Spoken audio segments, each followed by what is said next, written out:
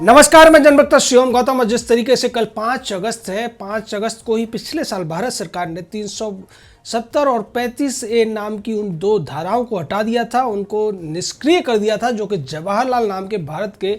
सबसे अय्याश प्रधानमंत्री ने लगाई थी और जिसके तहत जम्मू कश्मीर को एक विशेष राज्य के तौर पर देखा जाता था, लेकिन उसका ज़्यादातर नुकसान होता था भारतीय लोगों को। साथ ही साथ इस धाराओं के द्वारा भारत से अलग करके दिखाया जाता था जम्मू कश्मीर को। वहाँ विशेष तौर पर अलग संविधान हुआ करता था। भारतीय सेना जम्मू कश्मीर की सीमाओं की रक्षा तो करती थी, लेकिन वहाँ विशेष तौर पर भारत के खिलाफ बोलने वालों के प्रति संरक्षण की नीति को जवाहरलाल नेहरू ने बो दिया था। उसको भारत सरकार ने हटाया और उसी से तिलमिलाया हुआ पाकिस्तान पहुंचा था। यूएन में भी उसको मुंह की खानी पड़ी थी। अब उसकी पहली बरसी मनने आ रही है, तब पाकिस्तान ने एक नया प्लान बनाया है। वो चाहता है कि सोशल मीडिया के माध्यम से भारत को बदनाम किया जाए। दूसरी तरफ पाकिस्तान का प्रधानमंत्री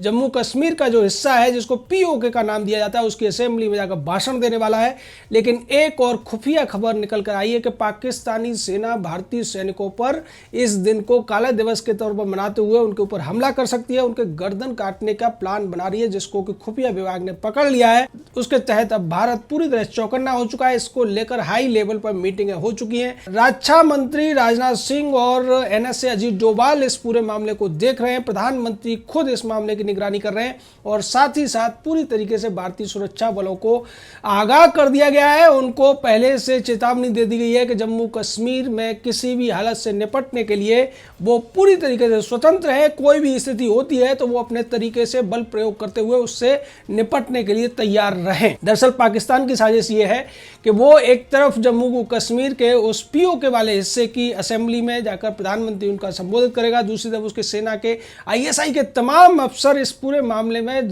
जम्मू कश्मीर के इलाकों में और लद्दाख के इलाकों में भी आतंकवादियों की घटनाओं को अंजाम दिलाने की कोशिश में लगेंगे। साथ ही साथ वो सोशल मीडिया पर फेसबुक हो, व्हाट्सएप हो या दूसरे जो चैनल हैं, जो यूट्यूब वगैरह है, उन पर फेक वीडियो डालकर भारत के खिलाफ इस तरीके की प्रोपेगेंडा करने की कोशिश करेंगे। साथ ही साथ पाकिस्तानी सरकार ने अपने तमाम चैनलों को यह कह दिया है कि कल यानी कि 5 अगस्त को उन्हें अपना लोगो काला करके दिखाना है और इसको ब्लैक डे के तौर पर मनाना है। इसको लेकर पाकिस्तानी सेना ने एक गाना भी रिलीज किया जिसकी अपने ही देश में भद पिट रही थी और साथ ही साथ पाकिस्तानी सेना बड़े बड़े दावे कर रही है, लेकिन इस बार उनका पाला जिस भारत से पड़ा है उसके पास अब राफेल भी है। पिछली बार जब पुलवामा के अंदर पाकिस्तान ने जुर्रत की थी और उसके बाद F-16 विमानों के माध्यम से उसने भारतीय सीमा में घुसने की कोशिश की थी, जिसका जवाब भारत ने मिराज 2000 और सुखोई के माध्यम से दिया था। उसमें जिस तरीके से पाकिस्तान के पास जो मिसाइल्स थी, जिसको कि advance medium range air to air missile के नाम से जाना जाता है, उसकी रेंज 100 किलोमीटर थी और इसकी वजह से जब पाकिस्तानी जो विमान थे, जो फाइटर जेट थे, भाग रहे थे तो भारतीय सीमा के बाद में भारतीय विमान उनको निशाना नहीं बना पाए थे, क्योंकि उस समय उनके पास में ज़्यादा मारक क्षमता वाली मिसाइल की वजह से भारतीय विमान उनको भगाने में कामयाब हो गए थे। और बाद में एक डॉग फाइट में भारत के विंग कमांडर अभिनंदन ने पाकिस्तान के एक F-16 को मार गिराया था। लेकिन अब स्थितियाँ बहुत ज़्यादा बदल चुकी हैं और ये पूरा का पूरा जो एयरफोर्स का जो पलड़ा भारत का भारी हो गया है, उससे भी पाकिस्तान बौखलाया हुआ है। भारत के पास जो 5 राफेल विमानों की पहली खेप आ गई है, उससे भी पाकिस्तान को बहुत ज़्यादा तिलमिलाहट है। इसको लेकर पाकिस्तानी सेना के प्रमुख बाजवा ने यह कहा भी था कि भारत ने राफेल को खरीदकर जो दक्षिण एशिया और एशिया का पूरा माहौल है, इसमें हथियारों की होड़ को बढ़ा दिया है। दरअसल राफेल के अंदर जो मीटियोर मिसाइल लगा हुआ है, इसको beyond visual range air to air missile बोलते हैं,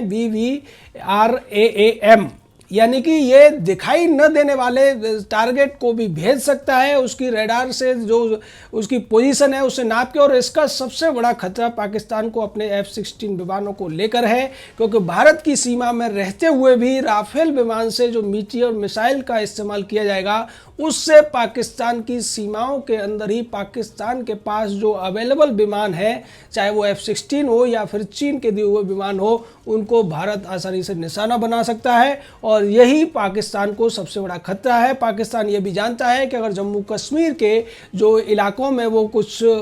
गड़बड़ियां करने की कोशिश करेगा तो इस बार भारत उसको एयर स्ट्राइक तो करेगा, लेकिन उसके लिए भारत को पाकिस्तानी सीमा में जाने की जरूरत नहीं पड़ेगी। भारत अपनी ही सीमाओं से जो 5 राफेल उसके पास है उनके माध्यम से पाकिस्तान को धूल चटा सकता है। भारत के राफेल विमानों की रेंज में पाकिस्तान के जो एयरबेस हैं वो आ चुके हैं और चूंकि अंबाला के एयरबेस पर भारत के पहले जो 5 विमान राफेल हैं उनको गोल्डन एरो स्क्वाड्रन में शामिल किया गया है, जिसको कि 19वीं स्क्वाड्रन भी कहा जाता है। और इसके माध्यम से पलक झपकते ही अगर वहाँ से वो उड़ान भरते हैं तो पाकिस्तानी एयरबेस पर खड़े हुए F-16 को भी उड़ा सकते हैं। ये पाकिस्तान अच्छी तरह से जानता है, इसीलिए वो कोशिश तो ये कर रहा है कि सीधे तौर पर सोशल मीडिया के माध्यम से भारत के खिलाफ प्रोपेगेंडा किया जाए, लेकिन जिस तरीके की गूढ़ जो सूचनाएं प्राप्त हुई हैं खुफिया विभाग से, उसमें यह भी पता चल रहा है कि पाकिस्तान इससे ज़्यादा बड़ी जरूरत कर सकता है। लेकिन अगर ऐसा होता है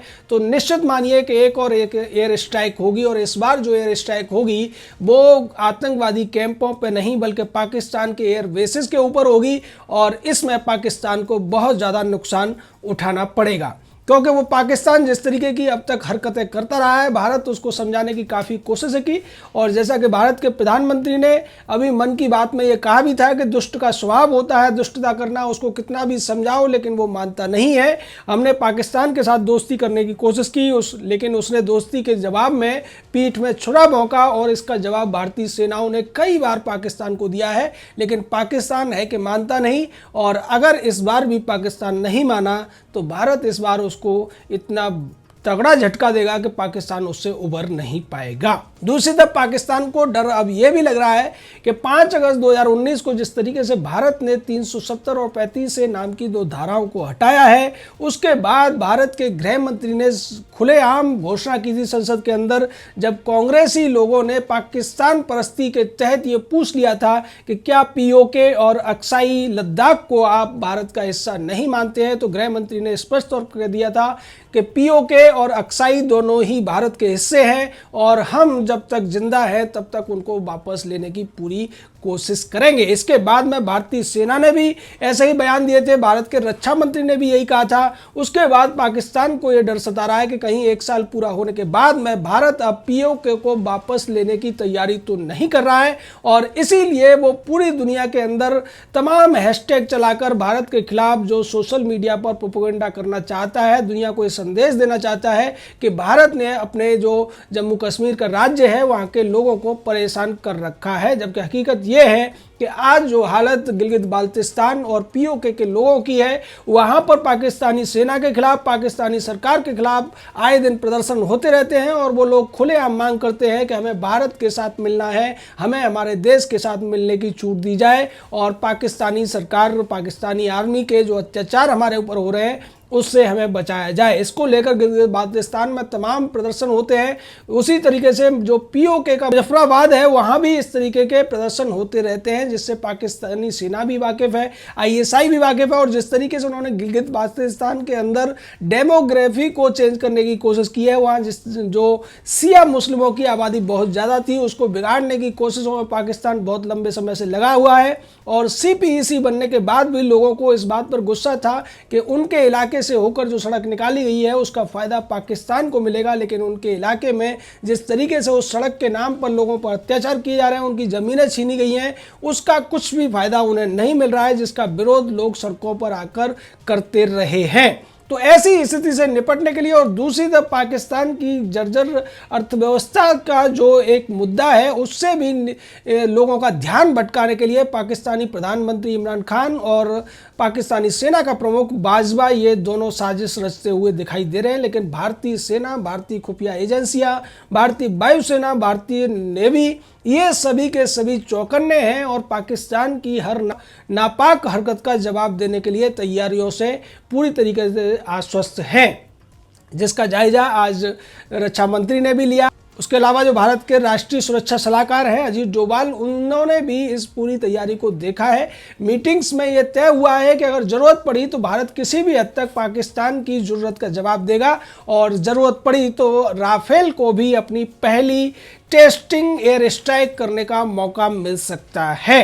क्योंकि अगर पाकिस्तान ने कोई भी हरकत की तो उसका जवाब देने के लिए सेना तो आएगी ही आगे, लेकिन उसके साथ साथ वायुसेना को भी, जब से भारत के अंदर चीफ ऑफ डिफेंस स्टाफ का पद सृजित किया गया है उसके बाद ये देखने को मिला है कि चाहे सेना हो, वायुसेना हो या नौसेना, ये तीनों आपस में मिलकर कोऑर्डिनेशन के साथ में स्ट्रेटजी बनाते हैं। और चाहे मामला चीन का हो या पाकिस्तान को, भारतीय सेना अकेली नहीं लड़ेगी, भारतीय सेना के साथ वायुसेना भी होगी और उसका साथ देने के लिए समुद्री सीमा में नौसेना भी होगी। तो ये बात अच्छी तरीके से पाकिस्तान को अब समझ लेनी चाहिए कि आज का जो भारत है पहले से ज़्यादा मजबूत है, पहले से ज़्यादा शक्तिशाली है और इस बार भारत के साथ में शांति की प्रक्रिया के लिए बाध्यता की कोई शर्त नहीं है। भारत के प्रधानमंत्री हो, रक्षा मंत्री हो, गृह मंत्री पहले ही कह चुके हैं कि भारत शांति चाहता है, लेकिन शांति के लिए शक्ति का प्रदर्शन भी जरूरी होता है। शक्तिशाली व्यक्ति ही शांति का समझौता कर सकता है,